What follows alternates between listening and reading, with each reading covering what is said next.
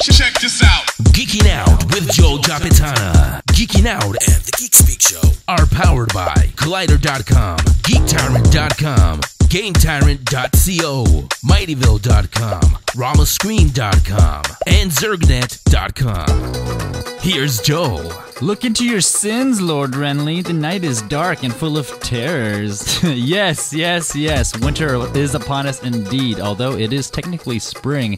And by that, I mean Game of Thrones Season 3 premiered last Sunday on HBO. No spoilers here, but I will tell you, according to its torrent downloads, it is the most pirated TV show of all time.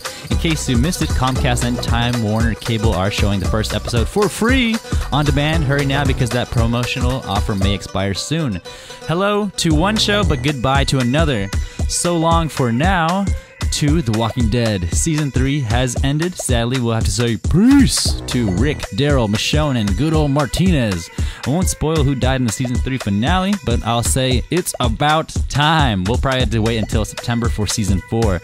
But fear not, zombie lovers. World War Z, starring Brad Pitt, comes out in June, and he's bringing the sex back to the zombie genre. There's a new trailer out. If you haven't seen it, the zombies are a tad bit more aggressive and surprisingly well organized, constructing solid human pyramids. However, don't expect the film to be anything similar to Max Brooks' book. Also, the pilot for Amazon's Zombieland TV series is complete. Zombieland pretty much expands on the movie, but with different actors. The dude who plays Woody Harrelson, for example, has hair, whereas Woody doesn't. Ooh, and then check this out. Wolverine vs. Zombies. Nah, just kidding. I wish, one day. But there's a new trailer for The Wolverine. Logan suited up like James Bond in some scenes and then dons the kimono in others. Silver Samurai is in it. His armor looks pretty sweet. The Wolverine geeks out July 26th. In other Marvel movie news, Captain America, the Winter Soldier, is making headlines with its crazy casting. Looks like good old Steve Rogers from Brooklyn is going to have his hands full with Crossbones, who's going to be played by Frank Grillo, and Batro Zilipa, who is played by, listen to this, UFC welterweight champion Georges St-Pierre. And just recently, Robert Redford has been announced to play the head of S.H.I.E.L.D. I think it may be pre-Nick Fury, but I can't confirm that. I'd say more, but it is S.H.I.E.L.D. classified. Can't forget G.I. Joe. G.I. Joe is there. G.I. Joe Retaliation blew up theaters last week, and it took the #1 spot in the box office with $40.5 million. Bruce Willis and The Rock tag along as fellow Joes. Cobra Commander does look more Cobra Commander-ish, and a new mask for Snake Eyes. Some very, very cool action sequences, so check out that movie. Some DC news. Robot Chicken's DC Comics special is geeking out on Blu-ray and DVD July 9th. It comes out with 2 hours of extra footage like deleted scenes and outtakes. If you haven't heard of it, Neil Patrick Harris plays Two-Face, Megan Fox plays Lois Lane, and Seth Green does Batman and Robin. Does them good too. DC is also working with Warner Brothers Entertainment on a documentary about DC villains. Y'all heard of Warner Brothers, right? When you see a cop, Warner Brother. The documentary is called Necessary Evil, Villains of DC Comics, and it's narrated by Count Dooku himself, screen legend Christopher Lee. I do declare, production started last week to coincide with WonderCon. We might as well talk video games because there is a lot of internet buzz for DC's new Infinite Crisis MOBA, that is, Multiplayer Online Battle Arena game. It's coming out sometime this year for the PC. Confirmed characters include Doomsday, Flash, Joker, Shazam, Nightmare Batman, and Gaslight Catwoman. Meow. Not to mention this month, Injustice, Gods Among Us geeks out for all major consoles. Think about Mortal Kombat but with DC new 52 characters, except it's rated T. No fatalities, maybe some babalities if we're lucky. You can download a demo at the PlayStation Store or the Xbox Marketplace.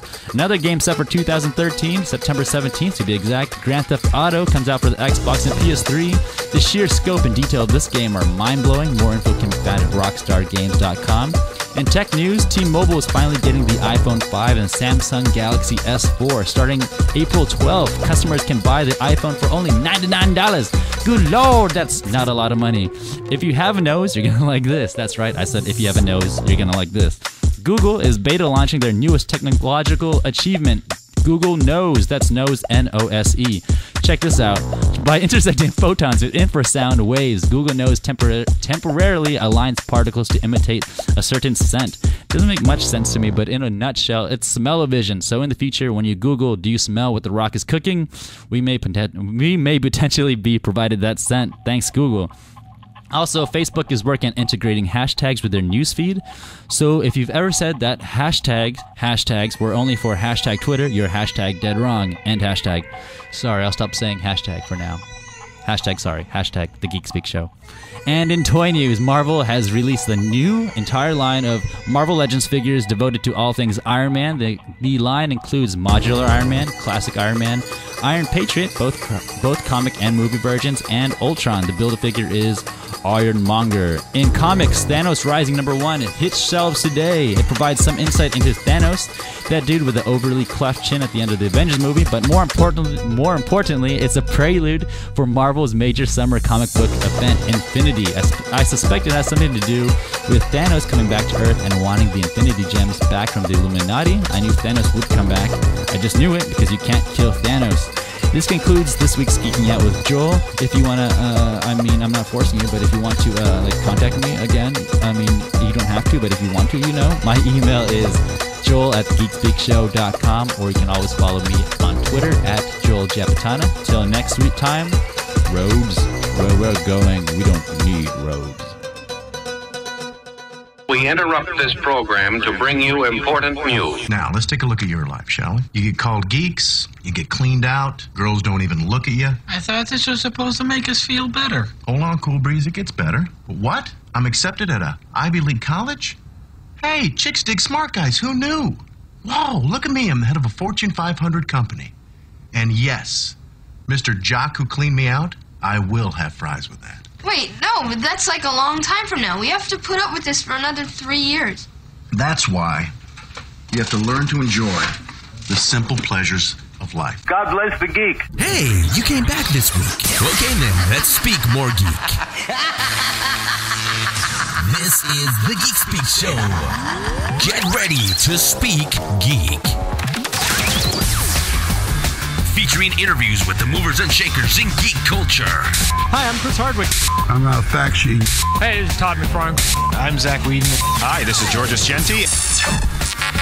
The Geek Speak Show is powered by GeekTyrant.com, GameTyrant.com, MightyVille.com, RamaScreen.com, and ZergNet.com. Geek is spoken here. They're listening. You're consuming. You're watching it with your ears. Oh, you just listen. Here are the hosts of the Geek Speak Show, Henry San Miguel and Rachel Rossini. Geek is spoken here and was spoken all weekend in Anaheim, California, recovering from WonderCon Anaheim 2013. Everybody up, everybody. Oh, I'm so tired. WonderCon took it out of me. It was a very long weekend, but it was awesome. WonderCon was better this year than ever. Why did I wear heels? My feet hurt. Here, I still have some breath mints for you. You have to recover from it. Hey, look at your hair, too. It doesn't look like anything like the videos that are up on our YouTube page. You can go on there. They're all up there for you. Interviews from Rachel, from Joel, from myself. Who did we interview? I don't even remember who we interviewed now. We had so many. So many. I did write a list, though. I have a list. You checked it twice, too. I checked it twice.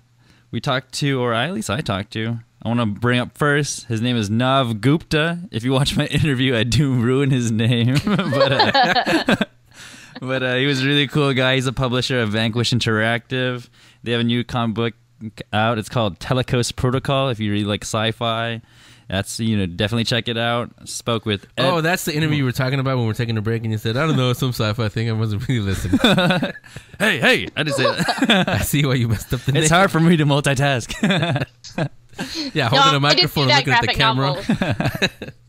I think that one's cool, Joe. That was cool. Thanks, Rachel. And I spoke to Ed Park, really cool guy. He's like a doctor, musician, graphic writer, and he has a pill that reverse ages you. And his comic book is called Maximum Lifespan. I'll talk about that a little bit later. And he's also looking for singers. You'll see at the end. Oh yeah. He is looking for singers, but that's another story I'll talk about later. Talked to Anthony from Kill Shakespeare. That's a graphic novel that brings Shakespeare's characters to life, and they kill each other in weird ways. Tony, if you're listening to me, he's the one of the dudes from Finest, the G.I. Joe Costume Club. It's the premier costume club for G.I. Joes, if you like G.I. Joe. It was the weekend for it. The movie did come out. And then we spoke to, who did we speak to? Pearl, the founder and chair of WonderCon, which is San Diego's kind of like fantasy, Star Wars, zombie, that kind of, if you're into that stuff. Our people will be there, in other words. Oh, yeah. Right. And then I have to mention Shona Grundy. She's the founder of Toon Hero. It's a iPad app that kind of animates, pictures, videos, and gives you current. Yeah, in that interview, you can actually see Joel playing around animating his. I was going to say that's where you got stuck making little cartoony things. Cute little characters. She's from New Zealand. Row. So is Peter Jackson. But Rachel, who actually you got a couple big ones. Who are some of the people you talked to? I did. I got to talk to Kristen Krug from Beauty and the Beast, a.k.a. Lana from Smallville, and she was awesome. She was so cool, and I threw her questions that she didn't know how to answer, so she just kind of rolled through it. It was pretty fun. What did she smell like? You were like the fifth person to ask me that. I don't know. I was talking, not smelling her hair. At least not on camera. We need Google Knows. Apparently. But then I also got to talk to the cast of Arrow. And Joel, you remember my friends came down and had dinner with us the night before, and they were ecstatic that I was going to talk to Stephen Amell. Yeah. So they were pretty cool. They were getting pushed along, couple questions, but it was awesome because every time they talked to a different reporter, they gave their full attention. They tried to answer it and throw something fun in and whatever. And that was cool, too, Henry, if you remember, because we were standing next to Ashley Eckstein, who's the voice of Ahsoka. Yeah, I was going to say, a friend of yours was standing next to you doing that. Yeah, and she also is the lead of, or she owns Her Universe, the girls' geeky clothing company, which I own, almost everything Star Wars from there. You know so that other friends. was really fun. Yes, exactly. It was really fun to be able to talk to her in between and be backstage kind of doing that. So what I noticed about Ashley, she's a really cool person and everything, but she's not taking it that hard. The fact that there's no Clone Wars anymore. She's still the same happy Ashley that you always see in everything. Well, and it's funny because she had been talking about the ending of this season for a long time. I've seen tons of interviews this past year at Celebration, everything. And she was saying how emotional the season 5 finale was for her just because of what was happening. And then on top of it, to have them cancel the rest of the show, I couldn't even bring it up because both of us were going to be Yeah, we didn't have any tissues with us. So don't worry. Don't bring it up. It's not the last you'll see of her. Yeah, I'm it's sure not. there isn't. So you had a few big interviews. Rachel did.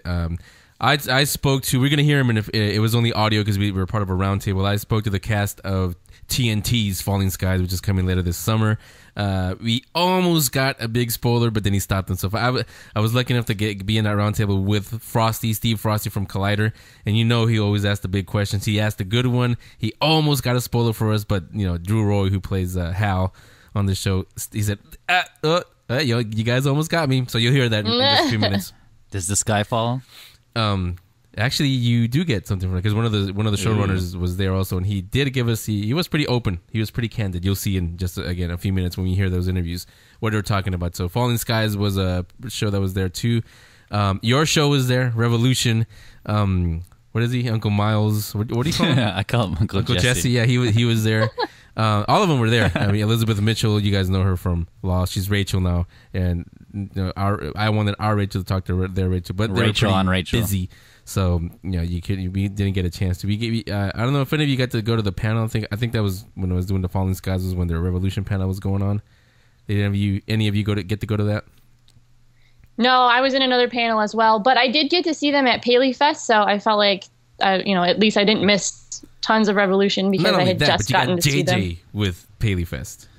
I know I did, and I got to talk to him and get his autograph. Yeah, and see, that's the thing. You guys, you listeners, you think that it's fun. We get to go to these WonderCons and Comic Cons for free. We do, but yes, we do. We don't get to sit on the panels or get the exclusive that you guys get because you just go there as attendees. You get to sit, pretty much all day in Hall H. We need to run around, go to Arena 1 and go to press room this and press room that, and I go downstairs and I go up. Oh, we're in the wrong room.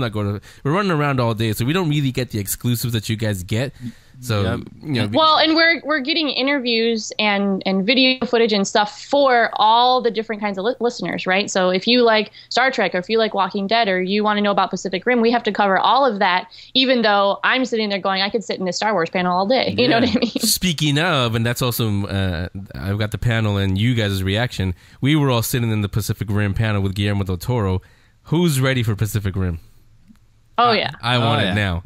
It's big huge robots, huge 25 monsters. stories. No, what do you say? 2,500 pounds of destruction or something. That's kind in of the like trailer. It's kind of like a Gundam going against Godzilla. Well, see, and I was going to exactly say that it is. it's on even a bigger scale than mecha that we're used to from the last like 10 years. Even it's like 2 people to a mech. It's ridiculous. How did he get the Pacific Rim job? Yeah, you did try to ask him, and he looked at you and said, What are you talking about? Get out of here. Yeah, you wondered why the security was escorting you out of And then he panel. hopped in his Jaeger and just... But you know what? One of my favorite panels was, you guys, and if anybody actually was in there from before you go there, let me stay with the Pacific Rim for a second. Yeah, 2 things about again, it's up on our YouTube channel. Like Joel got the whole panel. The best part is at the very end when Captain America asks a question. Watch it, you'll see what I mean. And I'm surprised even Joel didn't go up to the mic and ask him this question. We talk Jaegers; those are the big robots, the ones that we, the humans, we build to fight the monsters. Not Jägermeister. Yeah. Are the pilots? Does that make them Jägermeisters? What do you?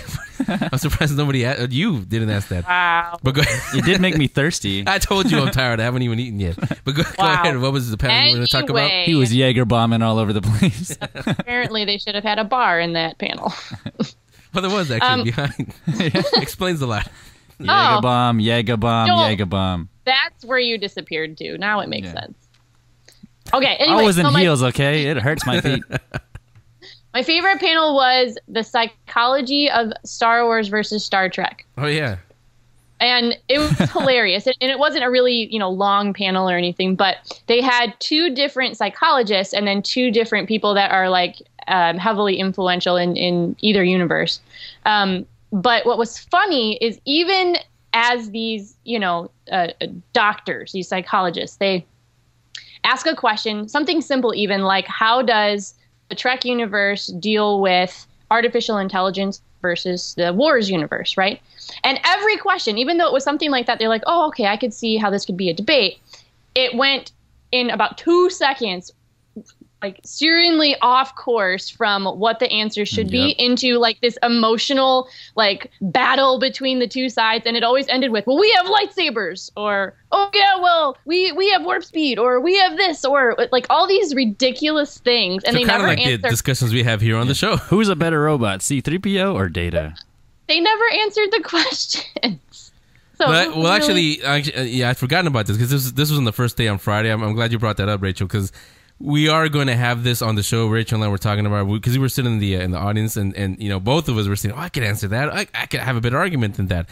One of the because they were real psychologists. They weren't just pretending to be. They were actually real psychologists. One of them is one of our Twitter followers at Arkham Asylum Doc. If you guys want to follow her, Drea, you guys know she has a ton of followers. She's like she's Rachel. She's everything is the Star Wars code. She owns everything from her universe. There can I'm only surprised be you guys one. aren't best friends.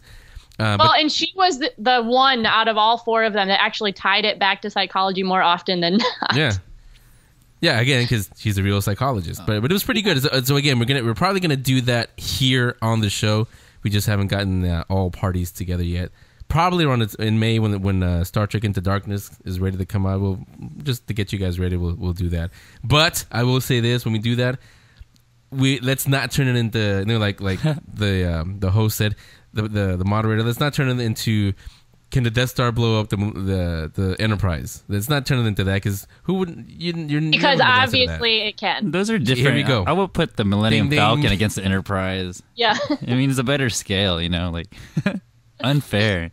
Yeah, no, we're gonna actually stick to the questions and compare them without emotion as best we can, like the Jedi way. Why can't they just work together? Well, they kind of are. I mean, somebody said They at the end. kind of are. You have JJ running both now. He gets confused between the 2 movies himself. But I also was going to say, you keep saying no. They were judging by the volume of the applause. Star Trek won that one. There were more. No, it didn't. You were just sitting on the Star Trek You side. got Rachel I was mad. right behind you. Rachel's pissed now. That means Rachel was on the Star Trek side too. I was representing in the minority, okay? No, what did one of them say? What you doing about minorities? There's not a lot of Star Trek fans here because they're all at work today. That's true. That was funny. That was funny. Yeah, but I forgot about that again because that was that was one of the first panels actually we went to. That was a really fun panel. Who else did we talk to? Again, it's all up on our YouTube page. You guys can watch it all there. I'm actually adding a few more, and also I've got some pictures from Joel from his camera because we all took a ton of pictures with our phones with Joel's cameras.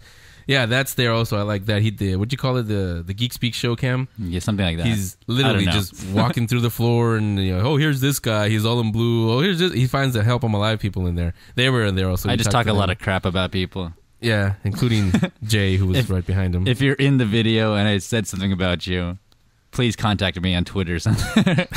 or email me. Yeah, because they can't punch you that way through Twitter. You'll get your apology digitally. So that was the weekend. I'm sure a lot of you went there to WonderCon Anaheim. There's a lot of people. The 3-day passes were sold out. I got to say we had great weather. From last year, if you remember, Rachel, you were there. It was raining. It wasn't this time. It looked like there was twice the number of people from last time. Huge venue. But I do want to say on Sunday, I thought I would see like a zombie Jesus because that was like we did, did, but Where? you weren't there. Did you really? It was like right as we were walking in on Sunday. Yeah, we did. Yeah, that's right. Yeah, and he's outside and people were taking pictures of him. And we were like, "Where's Joel? There it is, zombie Jesus." Story of my life. Everything I want when I'm not there. It's kind of like that invisible girlfriend you always talk about. Yeah. Huh? She's around here somewhere. Yeah, I figured. But lucky there for she all is. of you, we have what you want, and you can see it up on our YouTube page. Did you take a picture of zombie Jesus? No. I think we were too shocked. Like, hey, you forgot to take the picture. Yeah, you'll see pictures. I didn't do interviews this time around, but you'll see pictures with Rama from ramascreen.com and also he's a nice guy. Steve from Collider.com, and we met the Tyrants, the Geek Tyrants. They were there also. We had lunch with them actually. They were pretty cool. He had a big old pizza with him. Yeah. Cool dudes. Geeks like pizza. Everyone likes pizza. Nah, really, geeks and pizza. Those two words don't go together. So that was our weekend. We were hurrying back to the hotel or back here to San Francisco, some of us, because that Sunday evening, AMC's The Walking Dead, the season finale. Before I say anything, Rachel, I know you're not going to jump into this one because you don't watch it. Are we allowed to spoil it? Or? Yes. Yeah, spoiler alert. It's been 3 days now. If you haven't seen it by now, you're not really a fan. Yeah, fast forward to this because you're not going to like this part. You go first before I say what I thought of the finale. Well, I wish that it would have ended with more of the war, but it kind of was like another one of those things where it's like, okay, we'll end right before something really crazy is going to happen. Governor goes, how can I describe him? He goes crazy. He definitely goes crazy. Andrea, she's dead. Yes. Forget her. Finally, I mean, I just didn't want anyone to die. And now she's dead. That nerd that they have, who's that nerdy dude? Milton. Whatever, he's dead. That nerd. They're dropping like flies. And then Martinez and what's the other dude's name? The big black dude who hangs out with the governor. Anyways, I don't know. The big black dude that hangs out with the governor. That's his name. Those two. It says in the credits. Those two dudes pretty much acknowledge the fact that, like, okay, we're bad guys now. Yeah. And then they just drive off into the sunset. And Rick now has, like, an army of people. And I was wondering if he was thinking to himself, I'm the governor now. With both eyes. And that's all the spoilers I'll tell you. Yeah, I mean, there were a lot of deaths. The major death was Andrea and Milton. But I don't care about Milton. But yeah, I mean, I agree with you there. I've seen a lot of that on Twitter and all over the place. It was flat. The whole build up to, it's kind of like we wanted the war, but there's no war. I was gonna say it was kind of like the end of Harry Potter, where you were building up to that big battle between Voldemort or he who should not be named and Harry, and at the end he just slowly disappears. There was no big Death Star exploding moment. There was no satisfaction, no big explosion. It It was anticlimactic. This thing, same thing. You know, they break into the prison, they blow up the tower, they fire, and then just a couple of firecrackers scares them away, and that's it. Yeah, they puss out, dude. Yeah. Are we allowed to say that on the air? Puss out? Well, you just did twice. Well, yeah. No, but So, I mean, that's basically what happened. A lot of my friends said they wanted more as well, but then they were mentioning that it fit right in the timeline. Like, it felt like it was supposed to be that way. So you guys you don't agree then? Well, I guess the governor gets signed on for another season. Hey. Yeah, I mean, I saw it. I think on Monday, right after that, he what's his name, Morrissey is signed on to return. Spoiler for season 4, so we are going to see the governor again because obviously he didn't die. I mean, in the comic books, if you haven't read the comic books, he eventually does die. He does die in the prison battle. But we'll Big see. spoiler for the comic book readers or who haven't read the comic books. I think it's 50 episodes or 50 issues back. How about Jay? Carl, her character. She was dressed up as Jay in WonderCon. But Carl, he's becoming a cold-blooded Carl. I know. He's shaning out. That's the first thing I thought. Is like, see, there's still a little bit of shame in him. Rick needs to start like being a father more or something. And is he shot a dude in cold blood? Santa Claus. What's his name again? Herschel. Yeah, Herschel. Is he becoming Dale now? Where he's just sort of there, and eventually he's just gonna get killed by a walker. I hope not, but it's kind of leading that way. Someone needs to step. I mean, Herschel needs to step up if he wants to, remain in the group. I mean, he is the slowest one already. So, our buddy Chris Hardwick, he was there also on Sunday. On Talking Dead, one of the polls was, "What do you think is going to happen to Daryl now? Not that he's the only one. He lost Merle. What do you think is going to happen next season with him? He's a lone wolf. He's like the Wolverine of the group. Will he stay with them, or will he just say, you know what, screw you guys, I'm going home? He's going to stay. I don't even know if there is a prison group without Daryl. And plus, the women seem to like him. I know I do. What? Oh, wait, you said women. Well. Hey. No, but he's the Wolverine of the group. He's the badass. He doesn't say much. He's in and out and does his own thing, but he's always got to come back because he loves the group, you know? Yeah, so that was the... And plus, Carol kind of crushes on him, so he always has that option. Like, Carol's always there. Yeah, that was the finale of AMC's The Walking Dead. Spoiler. Previously on AMC's The Walking Dead. But overall, now that the season's over, how do you see season 3? Season 3 is the whole? Or are you talking about the half and half thing that they did? Just the whole season 3. The whole thing? A lot better than season 2. I'll say that. I mean, because they weren't stuck in the barn. Yeah. Although they were stuck in a prison. Barns are boring, though. It's like a prison. There's like all these zombies in different corners that you don't know about. Spoken like a true city boy. You know, not all prisons have bars. Yeah. So that was the Walking Dead finale. Revolution was on also. Grim I actually haven't watched because we were at WonderCon. Actually, no, we were out somewhere on Friday night, and so we didn't get to watch Grim. So waiting on my DVR. So I haven't watched it. I'm not gonna comment on that one. Game of Thrones too. Yeah, that started up. That came back. I didn't get to see that one either. I have like 4. I have 5 HBOs on my satellite thing. I still didn't watch it. If you do have, what is it? I think Comcast or Time Warner. If you check your on demand, I think they're still showing the first episode for free, even if you don't have HBO. Okay. So, if you have cable, you might want to check it out. Yes, you do want to check it out. But you did get to see it? The dragons are gorgeous. Yes, I did. You saw it? I didn't see it yet. Yeah, well, I won't, spoil anything, but you get to see the dragons kind of grown up a little bit more, and they're so cool looking. Are they cute? They're so adorable. You're so cute, but so dangerous. In a dragon kind of way. In a dragon kind of way, yes. We all like dragons, let's be real. You like Dragon Ball? Because I'm over to dragon my... I have 5 of them, so if you see the other 2, let me know.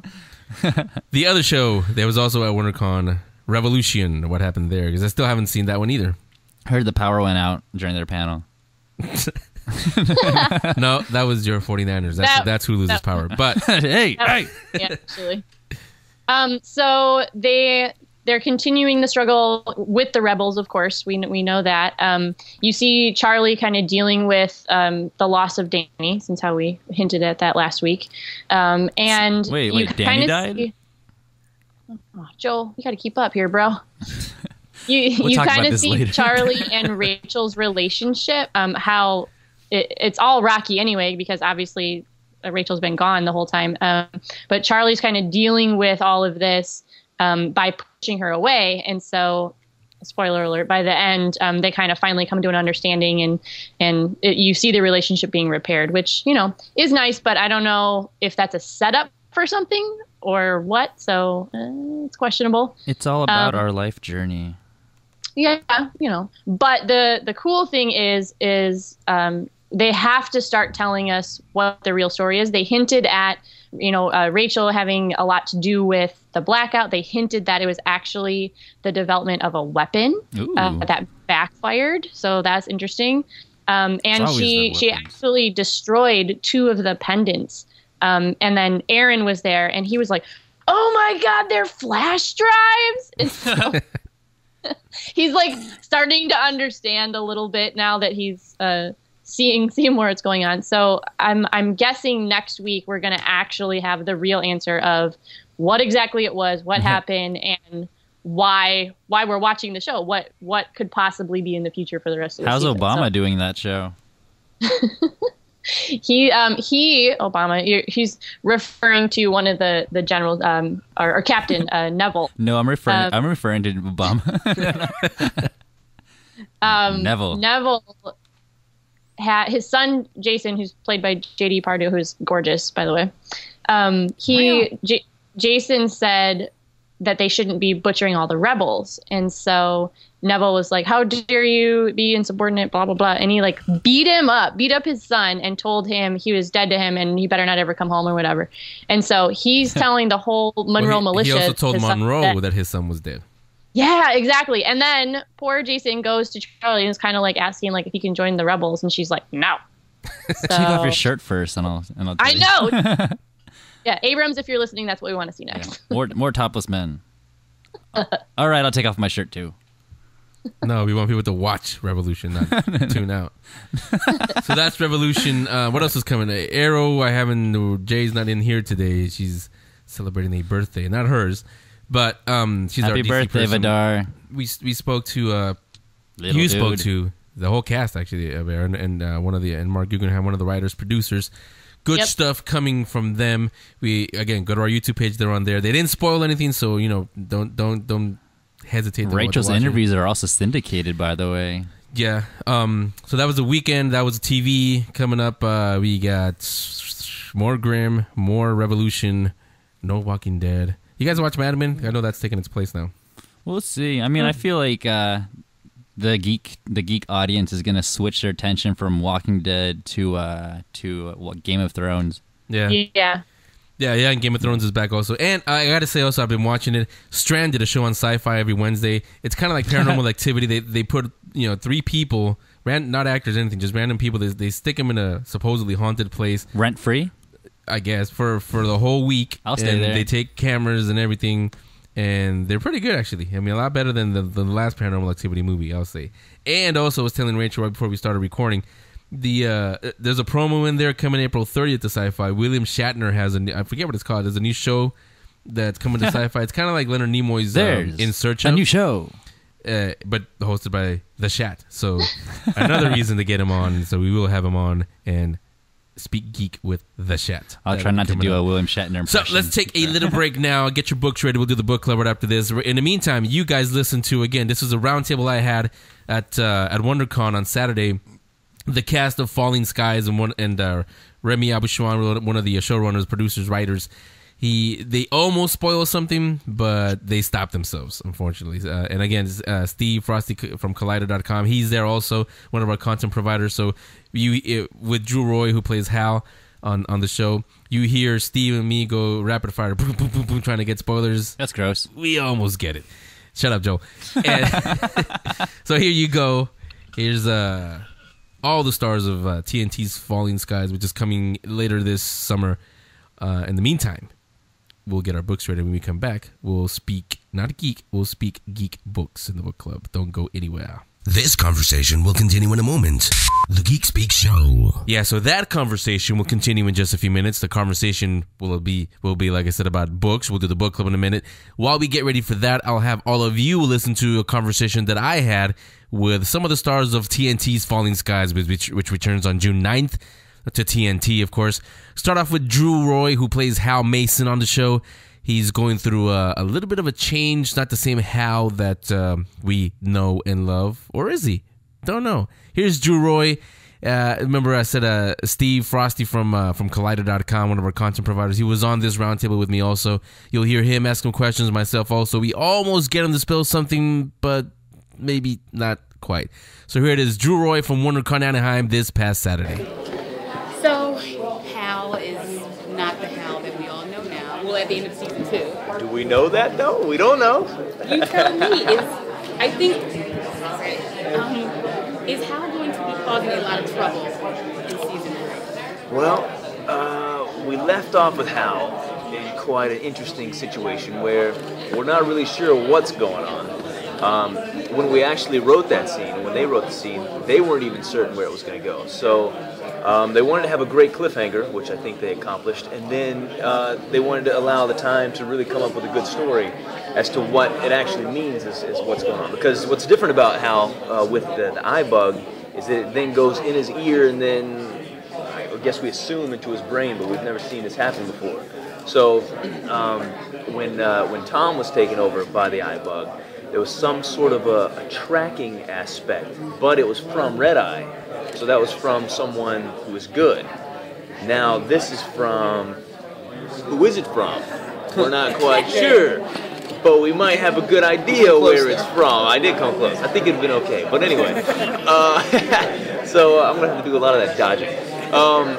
So it looks like it's coming from a bad source this time. Therefore, is going to sort of bring up this mischievous side, this potential evil side. But the way the writers went about it is it's very much a push and pull. We're going to see aspects of the old Hal that we've all come to know. And then there's going to be these demons that he's dealing with. And we'll have to see how that plays into his life and how that affects people around him. One of the things that was good about last season is that, compared to the first season felt very contained in one location. Second season was a lot more exploration of the world. How will that maybe continue with the third season in terms of exploring more of the world, or are you primarily in one place for a lot of the season? I completely agree with you. I felt like the first season, we were setting up the story, and so I guess keeping it contained like that was a good thing, but I definitely enjoyed when we were going out on the missions. We were on the run the whole second season, but then the second season came to an end with us being in Charleston, which looks like an easy place to just set up camp and get comfortable. But I think we all learned on the show that when we're on the run, it's a little more exciting. So this season, my dad, Tom Mason, is the president of Charleston. He has risen through the ranks, and he is now running Charleston. It's a smaller operation. It's not the president of the United States, but we're calling it the new United States. We don't know who else is out there. But at the same time, there's still a lot going on out up past the perimeter, which is going to take our characters out there time and time again. It's very interesting ways. So yeah, we're definitely going to see us out dirty and gritty and not just comfortable at home. Before you guys start filming the seasons, do they sit you down and tell you where character arc is going to go, or do you guys get surprised like we do? Somewhat. I found out some of the details of what's going on with Hal was going to be at Comic-Con last year. So that was, I guess, a month and a half before we started shooting. And then we go into the writer's room, and they sort of give us a breakdown of what they're thinking, if we have any ideas, and we kind of throw some ideas around. But then at the same time, as the scripts are coming out, they're always evolving and changing. So sometimes we'll have a storyline that looks like it's going over here, but when we finally shoot it, it's actually completely different than what we thought. So we have an idea, but it's always up for change. Well, I was rooting, I'm a big fan of Jessie's, and I was rooting for her on Last Resort, but now I'm hoping to see more of her on TNT. Well, I think you might be in for a treat. Okay. You can't get rid of her. Yeah. She causes too much trouble. Well, TNT, we know drama. She makes the drama. Yeah. I don't. How long did she spend in prosthetics for her? Right now, in season 2, how long did she spend in prosthetic makeup to get that look? Well, I guess most of her prosthetic work is just with the harness. Okay. So I'm not sure. I think when when she and Connor have to go through the spikes, it takes them a little longer, and then particularly when the spikes have to light up. Yeah. Because just a normal spike is one thing, but to have the lighting spikes is a whole different ballgame, apparently. I don't know much about the spikes. But now Doug Jones, who was playing the new alien that we saw at the very end of the second season, now that's a guy that's going through prosthetics. He has to get there, I want to say it's 3 hours beforehand, maybe 4, and that was a suit. He could speak better about this, but from what I heard talking to him, he got to help him design the suit, so it was more comfortable, easier to get in and out of, and when he's on set, that's something pretty impressive. I mean, it looks like an alien's walking around. The eyes are just fantastic. They actually used to have his face, it was ridiculous looking. It was. He had this big giant head, and his whole face was cut out, so that you could see expressions. They could work off of that, but it looked ridiculous. And then for some reason, they decided that it would actually be easier in post to put the face on it. And so then they changed it about halfway through and actually made a mold of the face, and then they will enhance that in post-production. And that was the evolution of Cochise is his name. I think it's Chichak Ilsichnikoy is his real name. I could be completely wrong, but it's somewhere in that vein. Well, Doug always does a great job. Oh, it's fantastic, right? Yeah. Put him in anything and he looks good. You just cover him up and yeah, he looks real good. So, I mean, in a show like this where there's a lot of twists and turns and things like that, do you prefer only knowing what your character is doing and being surprised by the rest of the storyline, or do you kind of want everything? I only like to know what my character's doing if it's something that I'm privy to. Like with this thing that Hal's going through, I wanted to know what was affecting him, why he was having these things happen, so that I can play that, and there's like a linear bridge together through from one to the other. Now, if it's something that a carpet's going to be pulled out from under Hal, like in the second episode of the first season when Jesse goes missing, I don't need to know that, because when it comes, it comes. It's going to blindside me. So as long as it's not something that I'm playing, actively playing, the only time I get to be an audience member is when I read that script. So Connor Jessup loves to give spoilers because he likes to find out what's going on, and he prides himself on knowing. I never want to hear. That's Drew Rory again, who plays Hal Mason on TNT's Falling Skies. Now we go on to Seychelle Gabriel, who plays Lourdes, the pre-med student who may have a little bigger role in Season 3 of TNT's Falling Skies when it returns on June 9th. Here's Seychelle. Last year, I felt so bad for your character last year because of her relationship and what happened to her boyfriend, and she had a big attitude change. So I'm wondering, how has all of that stuff affected her? Like, how has she changed from Season 2 to Season 3? She's grown up a lot.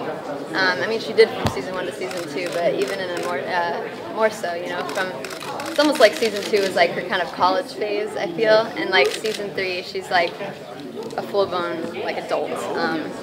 She's become a doctor in Charleston. It's 7 months after, and some of that darkness, I think, that she took from Jamil has been channeled into just straight up productivity, just moving forward. And so, I mean, how I like to justify it is that, you know, if I couldn't do anything to help Jamil lying on the floor, and I basically watched him die, then yeah, why not help as many other people as you can?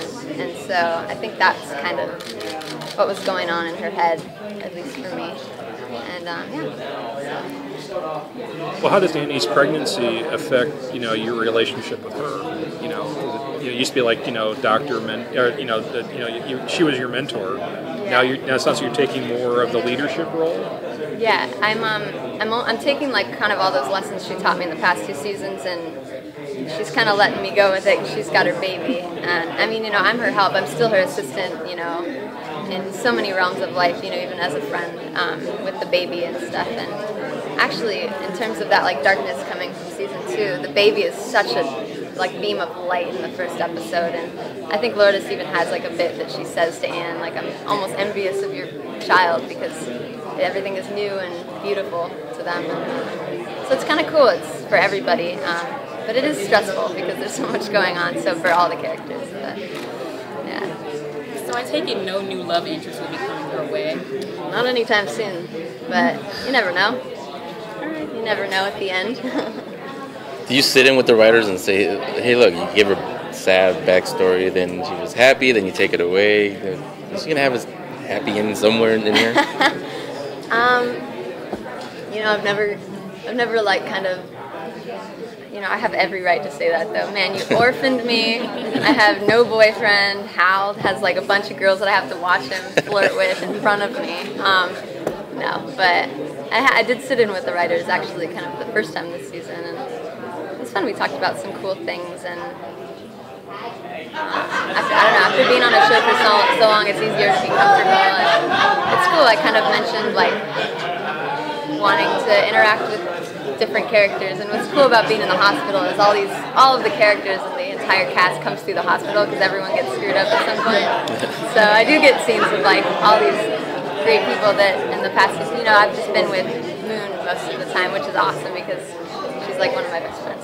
But yeah, it's a fun season. Did Moon give you any advice on how to? Because she's done a lot of genre stuff before. Did she tell you, okay, this is what to expect? Yeah, Moon's definitely like pumped me up and made me a lot stronger and more confident about things because she's just like that kind of woman, and she's played a lot of, I think, very strong roles, and I don't know. It's almost like a similar parallel with Anne and Lourdes, because I feel like Lourdes was so innocent to me in the beginning, and now she's like kind of owns herself, and it's really cool. And I don't know. I feel like Anne's kind of led her into that place, and Moon's kind of done that for me too. It's like, don't take anybody's shit, basically. It's not that type of person. So.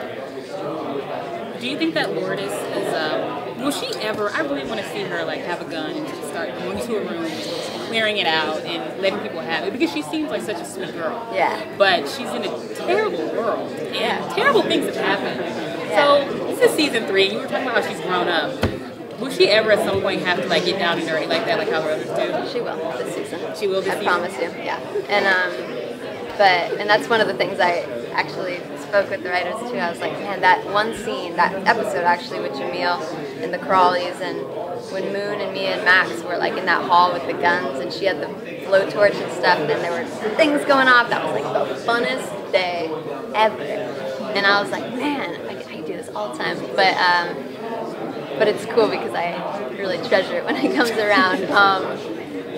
But yeah, no, this season definitely, and I think that she's in such a screwed up place in the head. Even if she doesn't want to kind of touch on that herself, when you don't want to address that and be forward with yourself, it comes out in twisted ways, and so many things happen spontaneously. So, but yeah, you will see Lourdes get a little down and dirty in unexpected ways, and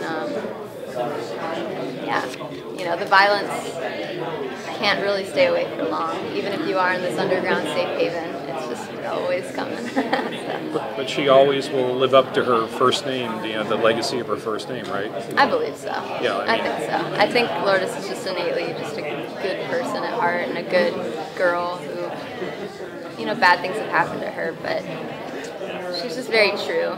And she doesn't kind of like mess in anybody's business she's not supposed to, really, right. And she's just doing the best she can. So I think, I think that's kind of almost the definition of someone who's like a lord, someone to look up to, and almost a human like you, but in an exemplary way that, I don't know. People go, and she's like literally a place of healing, Yeah, which is cool.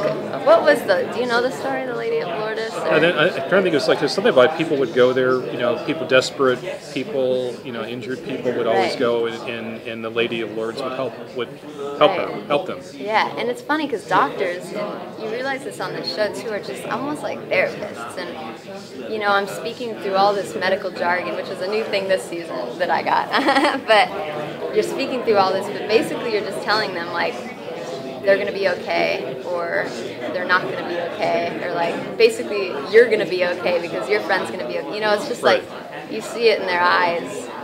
Like you're my information duct. You're what's going to help me sleep at night. And it's I read a book on nursing, and that's usually the nurse's role, but in this kind of world, doctor and nurse are one and the same. I mean, just helper, anything. And so it's just like a big mashup of help and distress and yeah. But. Last question. So do you like knowing what's coming up, or do you just want to know what your character is doing at any point in time? Or do you like to know the spoilers? I like to know, and you know what? Like, part of me says I don't, but like, damn, I'd love to know. People just like whisper things on set, and you're like, what did you say? They're like, I'm not supposed to tell you. Like, yeah, but I'm right here. But no, I like to know. It's helpful for the character, I think.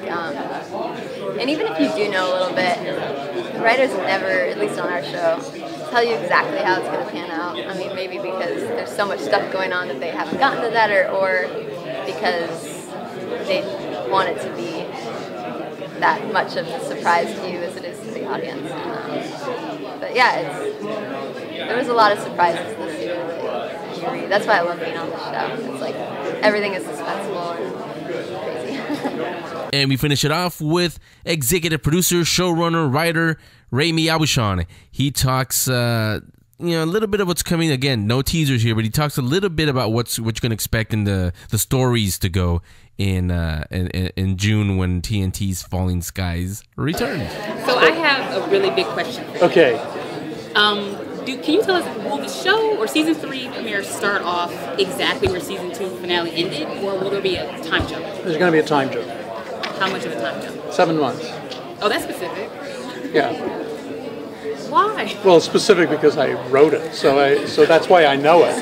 But why 7 months? Well, I mean, and 7 months is only semi-arbitrary, and there'll be explanations as to why that is. But part of the practical reason is that if you remember, Anne is pregnant, and I think we talked about it a lot, but we at the end decided that we really didn't want to do a full season with Anne pregnant, which is what practically it would be if we just started the day after the aliens came in.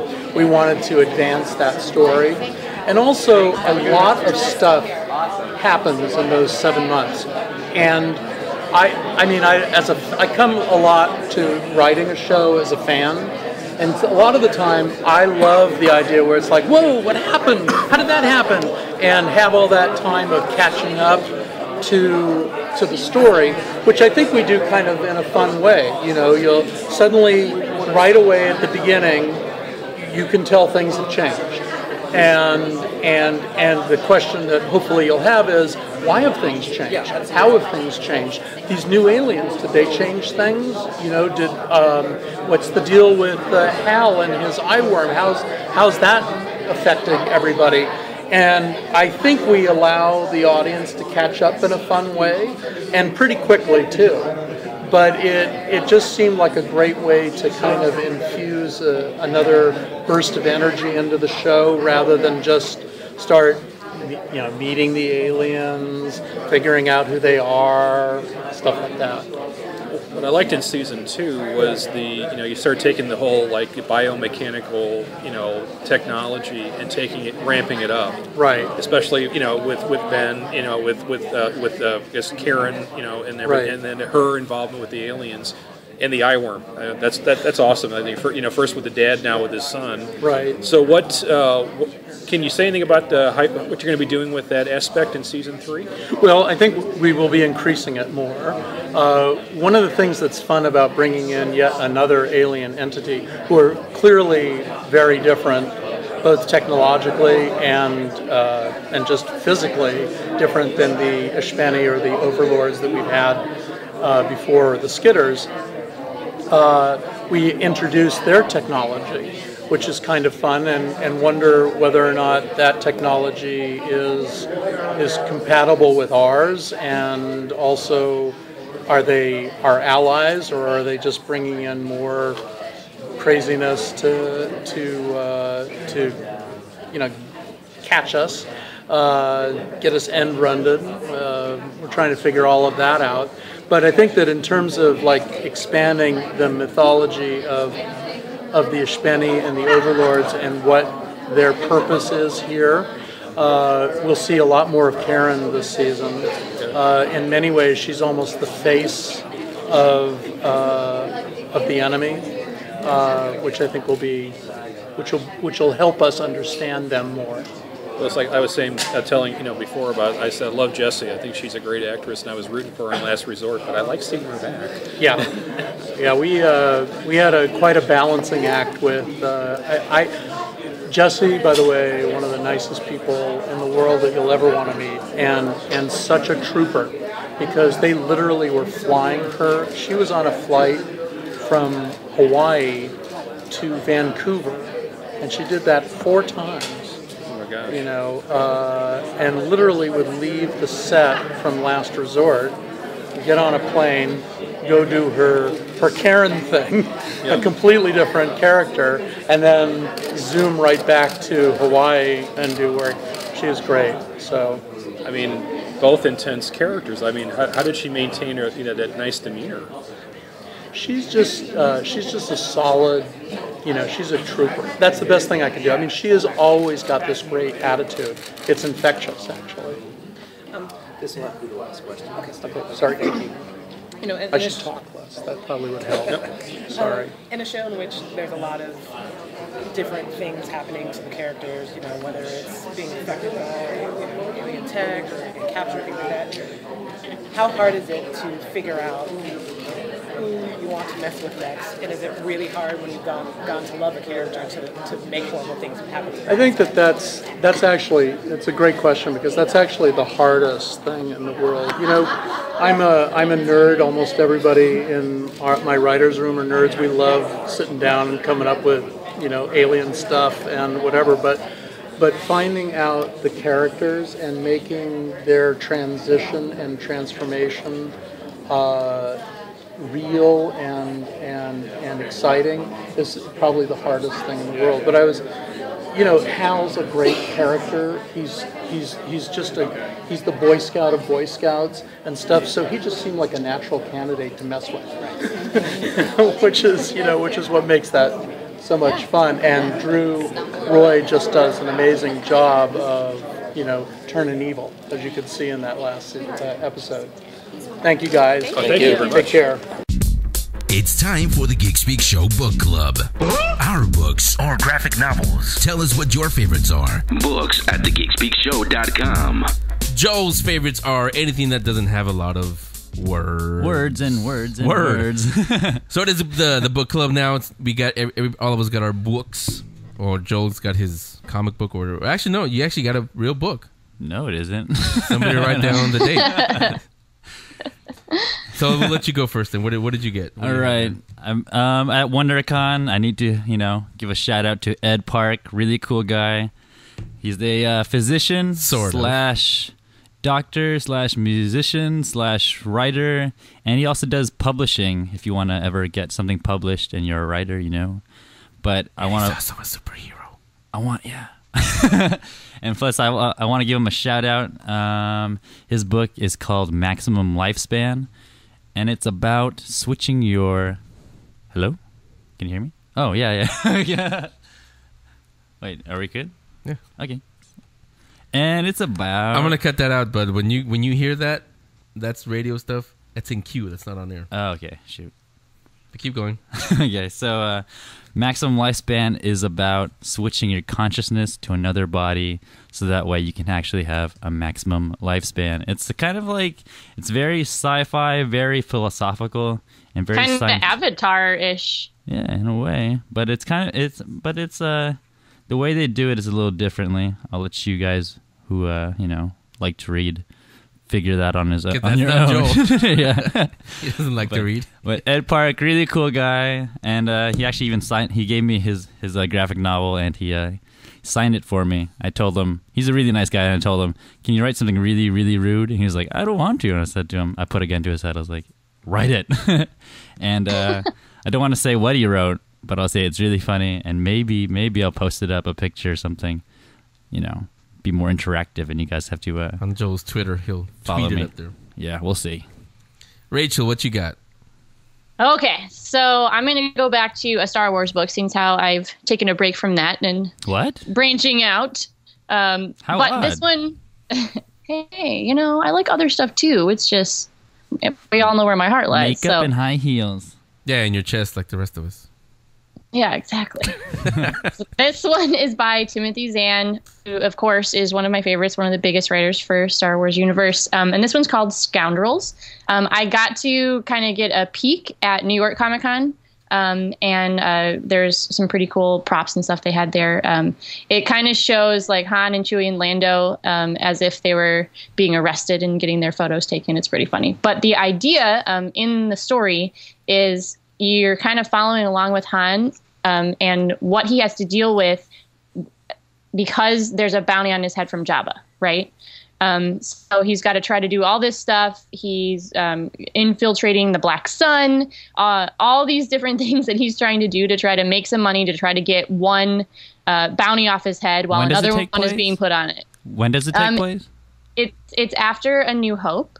Oh, but before. So it's kind of like in the middle of all that, and it's like Han's struggle. 4.5. And it's all 4.5. It's all about like the bounty hunter struggle and everything. So it's really cool. It's a Timothy Zahn, so you know that it's action packed and it draws you in. It's something that you definitely want to see if you're a Han fan or a bounty hunter fan, because there's a whole lot of interaction with that. So make sure you check it out. It's pretty cool. That's all you have to say, really. It's a Timothy Zahn, and leave it at that. Everybody knows what I that know. means. All right, so my book is also a graphic novel. It's actually something that I got at WonderCon. One of us. And that's Hum from Mr. Diablo, Scott Mercano. He actually talked about this on the show before, and I hadn't read it. He gave it to me. I read the other ones, Nancy Hernandez. This one he also mentioned, I think, in one of the interviews, either in video or here on the show. This one is going to be turned into a movie also. This is the one that has that cool effect in the book, in the graphic novel, where there's some drug or something that the one of the main characters takes or ingests, and when he's under the influence, the comic book is black and white, kind of like The Walking Dead. But then when he's under the influence, it turns color. It turns into a full color comic book, and he wanted that effect to go into the movie. And the producers are saying, well, we don't have to do all that stuff. Like we can just do it with an effect or something. Yeah. And so they're doing all that, but it's pretty sci-fi. It's kind of like yours. It has a little bit of Avatar, a little bit of some philosophy. What was that Mel Gibson movie? Braveheart. A little bit of Braveheart. A little bit of Pocahontas, even, and a little bit of Return of the Jedi. There, the Ewoks rebelling against the Empire at the end. It has a little bit of all of that tied in with so much rebellion all the time. Big twist, sci-fi twist at the end that I won't give away. You guys got to read it. It's called Hum by Mr. Diablo. You guys know him as Scott Marcano. Also Tom Lenozzi, and illustrated by Renzo Podesta. Pretty good. So thank you, Mr. Diablo, for that. And again, still haven't done the Ernie Klein book because Ernie Klein wasn't at WonderCon. Last year he was. We didn't get a chance to run into each other. This time he wasn't. That's another thing I gotta mention. If you got to mention it to David Glanzer when he was on with us. Did you guys notice that there weren't that many big movie panels? There was no Star Trek Into Darkness, no Iron Man 3, no Man of Steel. Did you notice how Marvel wasn't even there? Yeah, they didn't even have a booth. They didn't have Dan Slott was there, writer for Superior Spider-Man, but that was it. So, I mean, there are a lot of people who've worked with Marvel. What's up with that? Jim Lee was there. Yeah. Oh yeah, DC had a big presence like always, and yeah, Jim Lee. The line was all the way outside the. Jim Steranko was there signing autographs. Yeah, he's a really cool guy. But again, you guys, books at thegeekspeakshow.com. Send us your suggestions. I've got a few that I haven't checked yet, but I've got a few there. Books at thegeekspeakshow.com. Again, don't be like Joel. There can only be one. Thank God for little miracles. It has to be sci-fi, horror, fantasy, a combination of those. Biographies are okay as long as it's Stan Lee, Steven Spielberg, which here's a little tease. I think that's what my next one is because I'm finishing that one up. So books at thegeekspeakshow.com. Let us finish the show. Hang on a second. That's the Geek Speak Show Book Club. I said that. Tell us what your favorite books or graphic novels are. Books at thegeekspeakshow.com. So let's call it a show because we are tired. We need to catch up on our sleep. Everybody is still kind of recovering from WonderCon. Why did I wear heels? Because you didn't listen to Rachel. She's cosplayed at conventions. She said comfortable shoes. I underestimated how big it would be. You underestimated the power of the Force. At least he knows. Yeah. You trained me good. But it's okay because we had an awesome time, as you guys saw and heard. So, yeah. So what's the next? Oh, Big Wow! I think here in San Jose is the next one that's coming up in May, and we're actually going to be there. We're going to be not broadcasting because it won't be live, but we'll be podcasting from there. And we'll do video, we'll do audio. You guys can come by the booth, say hi. You can, if you're not shy, if you're not the shy type, you can sit down, get interviewed by Rachel, by me, by Joel. Yeah. If you want me to ruin your name. Or you can just sit back, observe, and watch, because we're gonna get all the big names that are gonna be at. I think Jim Lee actually is gonna be at Big Wow this year, so he'll probably sit down with us, and Jay will faint, and we'll have to revive her. You'll give her. It'll be a whole production. I'll give her a senzu bean. Yeah, and also coming up in May. May is always a big month for us geeks. We're talking about it. We got Iron Man 3, free comic book day on the first weekend in May. We got this little movie about darkness or something. What is it called? I think JJ did it. That's coming also. When is Man of Steel? That's not till July, right? Yeah, I think it's summer blockbuster. Yeah, so we get a little bit of a break after all of that excitement. But all that's coming up. Big Wow's coming up. Thanks again to Karen and David Glanzer and his whole staff at WonderCon for letting us go there as press and getting all the interviews that we got for you. Don't forget, go to our YouTube page. All the interviews are on there, including Rachel's big ones with the cast of Arrow. And did you get more than Kristen or just her? Just Kristen, but it was still awesome. Yeah, it's a pretty good one. And she wasn't kidding. I mean, she didn't stump her. She answered it, but they were pretty good questions. Rachel's, as you guys know, you regulars listen to the show. She's the real thing. She actually knows she knows comic books. She knows Star Wars, all this stuff. She's not. Thanks. Yeah, it was you and Ashley were the only two that were actually asking. She's a real geek questions. It was pretty cool. Everybody else is like. There it is. If there was any doubt, I am a true geek, guys. Now you know. She's wearing the glasses to prove it right now. Yes, she is. I am. The J.J. Abrams glasses.